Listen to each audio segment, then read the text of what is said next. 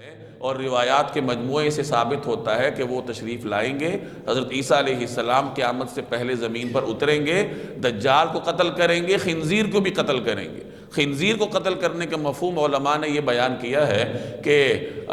چونکہ ہر زمانے میں تمام مذاہب والوں کے ہاں خنزیر حرام رہا ہے،